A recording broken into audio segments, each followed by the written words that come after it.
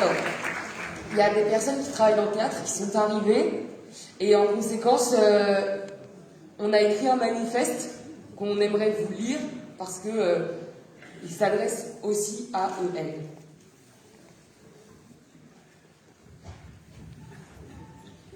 Manifeste de la Criée occupée, samedi 1er mai.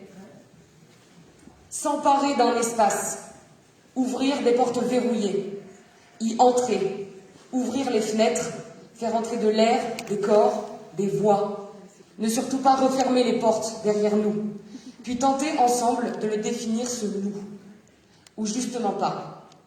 Peut-être que c'est justement ça qui est nécessaire, qui est humble même. Que ce nous soit dense et pluriel. Que pour une fois, on ne soit pas catégorisé et sectorisé. Qu'on refuse de ne plus se croiser, de ne plus se retrouver, de ne plus échanger. Qu'en entrant dans cette salle, on se dise qu'on en fait un lieu de lutte, un lieu des luttes. On a crié, on crie, et on va continuer à crier. On veut et on va le faire ensemble, le faire fort, tellement plus fort qu'avant, parce qu'on en a besoin, parce qu'on est loin d'être essoufflé et loin d'être satisfait, satisfaite. Ce n'est pas qu'une nécessité, c'est une urgence. S'approprier cet espace est impératif, donc on le prend pour tellement de raisons. Déjà, pour expérimenter. Ce système qu'on nous impose ne nous convient pas. Sur ce point, on est tous d'accord ? Oui. On espère aussi tous s'entendre sur notre désir d'essayer un fonctionnement différent et qui nous ressemble. Parce qu'on est convaincu qu'autrement, ça serait sûrement mieux. Mais il faut qu'on éprouve nos idées, qu'on fasse des tentatives, qu'on déconstruise. Sauf que jusqu'ici, on ne nous a jamais laissé de place pour le faire, même un petit. Alors cet espace, on le prend par nous-mêmes. En plus, il est grand cet espace, donc on aura la place de faire toutes les tentatives qui nous animent. Nombreuses sont les réflexions entamées ici depuis 1 mois et 3 semaines. Dans ces murs ont pu résonner des idées anticapitalistes, anti-transphobes, anti-sexistes, anti-racistes, anti-militaristes, anti-répression, anti-validistes, anti-élitistes, anti-surveillance, anti-violence, anti-discrimination. L'énumération est longue et s'allongera. Elle est ouverte, proposée.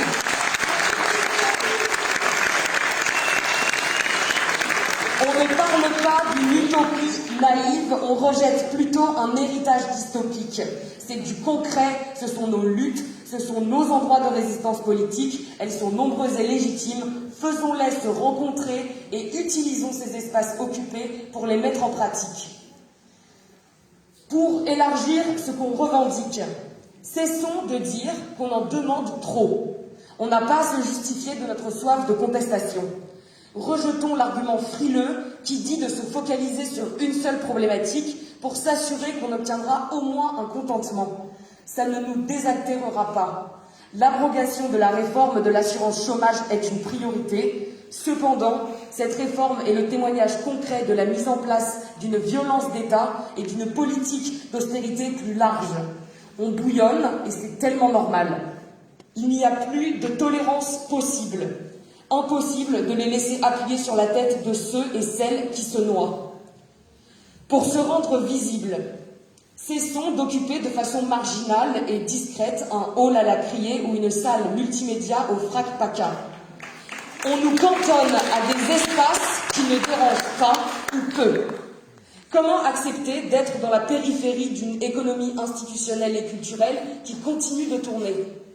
On ne veut plus être considérés comme des passants, des passantes, comme de la concession temporaire et négociable, comme des visiteurs et des visiteuses.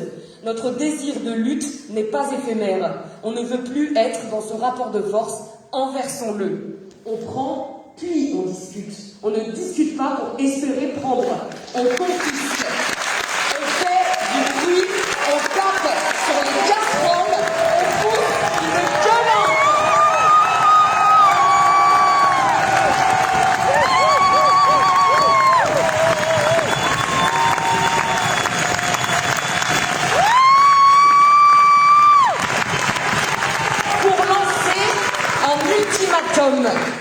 Ce nous doit s'élargir. Cette prise d'espace est aussi l'occasion de mettre sur la table une injonction. Directrice, il est temps de vous positionner. Ne signez pas une tribune dans les journaux appuyant nos revendications pour aller dans le sens de l'opinion publique et pour vous protéger médiatiquement. Ce n'est pas concret. C'est édulcoré et bien pensant. Vous êtes d'accord avec nos revendications? Dans ce cas-là, ne vous les appropriez pas dans le discours, sortez de vos bureaux et faites corps.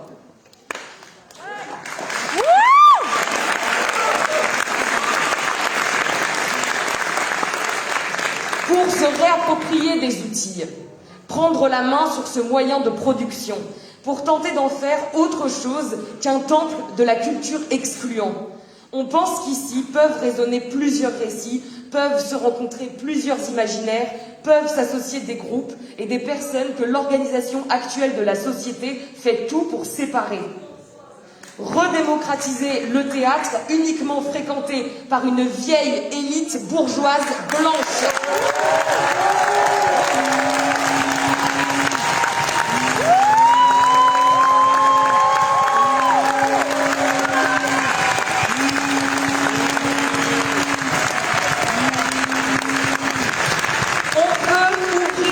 Des espaces d'éducation populaire, créer un espace de rencontre, de friction et d'élaboration commune. Se sentir légitime d'entrer ici, d'y faire des agoras, d'y créer, d'y inventer, d'y débattre. On est fatigué d'être divisé, fatigué de l'injonction à confondre distanciation physique et distanciation sociale. On va faire de cet espace un outil accessible pour sortir de nos microcosmes. On a absolument besoin de se rencontrer. Aujourd'hui, maintenant, on prend ce théâtre. Ou plutôt on le récupère, parce qu'en soi, il est à nous.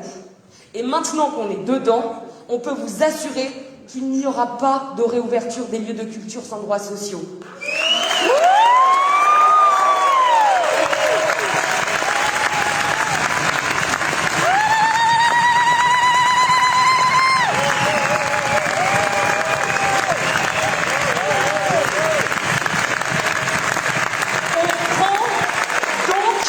On décide.